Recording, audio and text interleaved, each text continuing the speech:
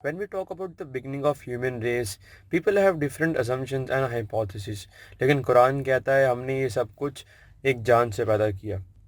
In Surah Nisa ayat number 1, Allah says, लोगों अपने परवरदिगार से डरो जिसने तुमको एक जान से पैदा किया, फिर उससे उसका जोड़ा बना दिया और उनसे फिर कसरत से मर्द और औरत दुनिया में फैला दिए. Elaborating more about this topic, Allah says, हमने इंसान को खनखनाते सड़े हुए गारे से पैदा किया और जिन्नों को इससे पहले बेधुएं की आग से पैदा किया. जब अल्लाह ताला ने फ़रिश्तों को बताया कि मैं ज़मीन में इंसान को खलीफा करने वाला हूँ, तो फ़रिश्तों ने आके से सवाल किया, या अल्लाह तू ऐसी मखलूक को खलीफा बनाने वाला है जो इस ज़मीन में कत्ल व गारत करेगी और फ़साद फैलाएगी, और हम तुम्हारी तस्बीह करते हैं, तुम्हारी हम्द बयान करते हैं. तो अल्लाह ताला ने फरमाया मैं वो कुछ जानता हूँ जो तुम नहीं जानते. फिर अल्लाह ताला ने फरमाया कि जब मैं आदम अलैहिस्सलाम को मुकम्मल कर लूँ और उनमें अपनी रूह फूंक दूँ तो तुम सब उनके आगे सजदे में गिर पड़ना. आदम अलैहिस्सलाम को अल्लाह ताला ने पूरी ज़मीन से जमा की गई मुट्ठी भर मिट्टी से बनाया. आपकी विलादत जुम्मे के दिन हुई और आपकी विलादत के वक्त आपका कद 60 फुट था. जब आदम अलैहिस्सलाम के अंदर रूह फूंकी जा रही थी, तो जब वो रूह सर तक पहुंची तो आदम अलैहिस्सलाम को छींक आ गई.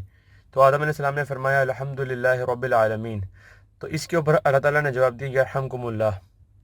तख्लीकी आदम के बाद जैसा कि अल्लाह ताला ने हुक्म दिया था फरिश्तों के कि जब मैं आदम को मुकम्मल कर लूँ और उसमें अपनी रूह फूंक दूँ तो इसके आगे सजदे में गिर पड़ना, तो सब फरिश्ते सजदे में गिर पड़े.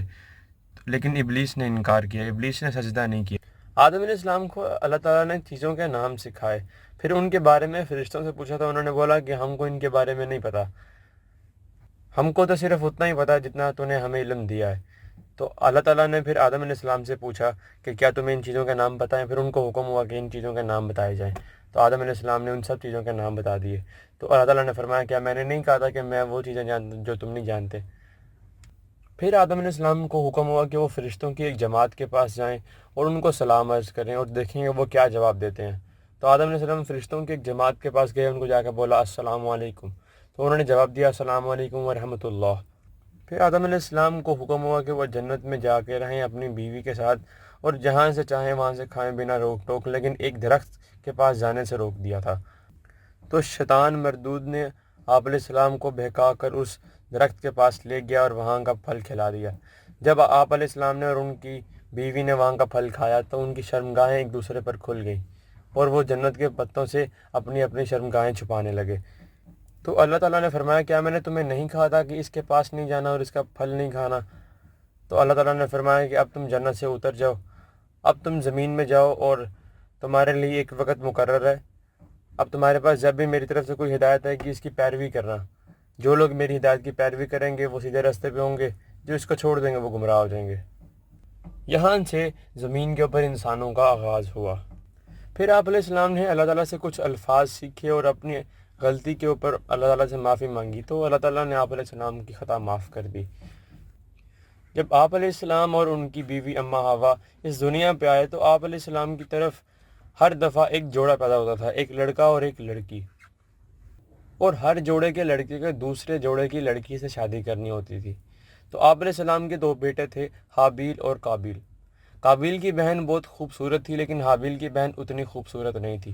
लेकिन जब वक्त आया कि हाबील काबिल की बहन से शादी करे तो काबिल ने इनकार कर दिया. तो आदम अलैहिस्सलाम ने फरमाया कि तुम अपने रब की तरफ कोई कुर्बानी दो, जिसकी कुर्बानी कबूल होगी उसकी शादी काबिल की बहन से कर दी जाएगी. तो हाबील की कुर्बानी कबूल हो गई और काबिल की कुर्बानी कबूल ना हुई. तो काबिल ने हाबील से कहा कि मैं तुझे मार दूंगा.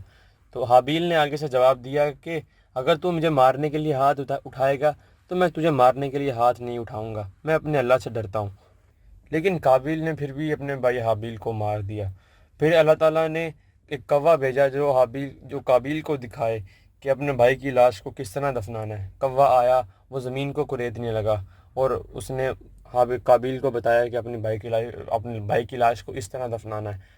तो उसके बाद फिर काबिल को काफ़ी शर्मिंदगी हुई कि मैं अपने भाई की लाश भी दफना नहीं सका. जब आदम अलैहिस्सलाम की वफ़ात का वक्त करीब आया तो आप अलैहिस्सलाम ने अपने बेटों को बुलाया और फरमाया कि मुझे जन्नती फल खाने का दिल हो रहा है. तो आप अलैहिस्सलाम के बेटे गए, उनको रास्ते में कुछ फ़रिश्ते मिले.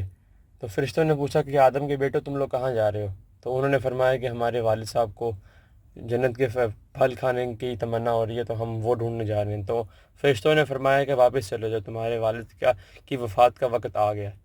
تو جب فرشتے آدم علیہ السلام کے پاس آئے تو اماں حوا نے ان فرشتوں کو پہچان لیا اور آدم علیہ السلام سے چپٹ گئی۔